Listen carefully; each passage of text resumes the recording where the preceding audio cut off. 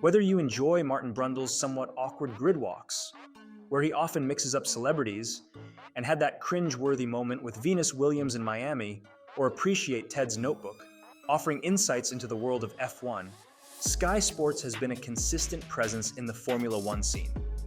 However, recent developments suggest that significant changes are in the works.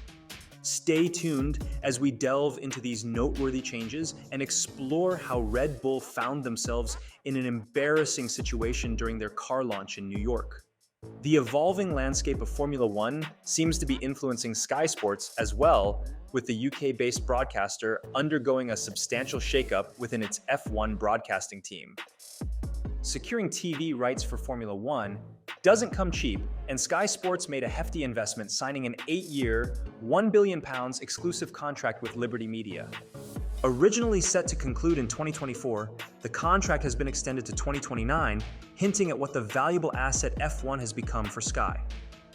Given the high stakes involved, expectations are that the Sky F1 team will maintain a similarly high standard.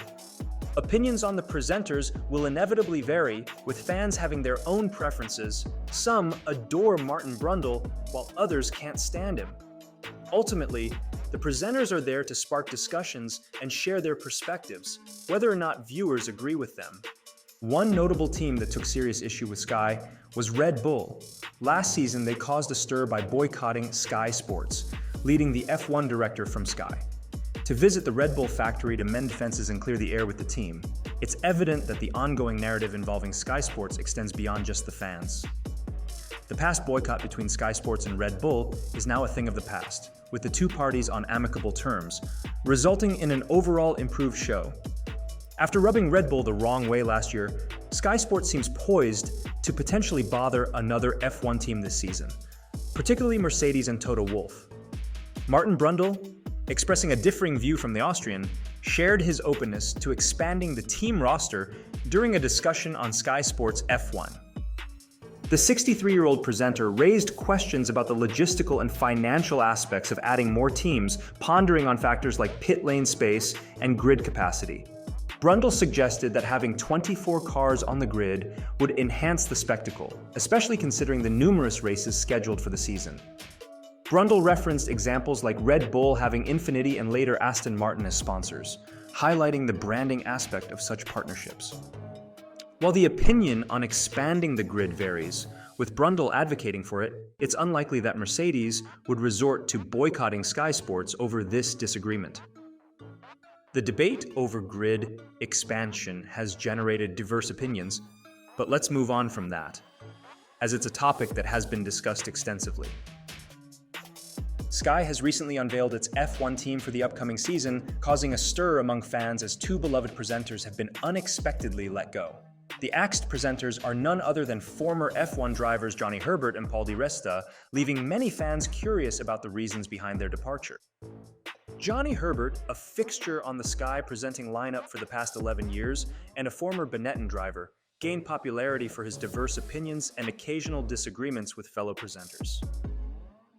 Sky Sports expressed gratitude for Johnny's contributions, acknowledging his humor, big personality, and the energy he brought to the team over the years.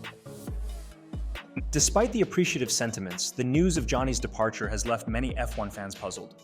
However, upon closer examination, the apparent reason behind this decision becomes clearer and could be considered an open secret. Express Sport conducted a poll revealing that 73.3% of fans believe Sky Sports made the wrong call in letting Herbert go.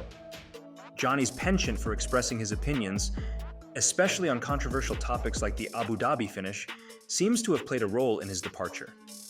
The broadcaster's decision has sparked discussions and differing views among the F1 community. Johnny Herbert has been vocal about his disagreement with recent F1 decisions, stating, "For me, they got it wrong, and it's very simple." He criticized the handling of the safety car situation, emphasizing that traditionally, all lapped cars were allowed to pass when the safety car was about to come in. According to him, the rushed attempt to create a one-lap race in Abu Dhabi, where Lewis Hamilton did nothing wrong, left a bad taste after the checkered flag. Johnny's refusal to conform to the F1 narrative, the FIA, and Sky Sports appears to have led to repercussions. Following the 2022 Ted Kravitz incident, it seems Sky is unwilling to risk another Red Bull boycott, resulting in Johnny's departure from the team. Despite the controversies, Johnny has had a remarkable run with Sky, and his absence will be deeply felt. The Sky team expressed their admiration for him, with David Croft commenting on his farewell post, "And we're going to miss you too, mate. You never fail to put a smile on all our faces. Have had such brilliant times with you over the years." Pundit Naomi Schiff added, "We're gonna miss you the most, Johnny. Had so much fun with you. What a kind soul."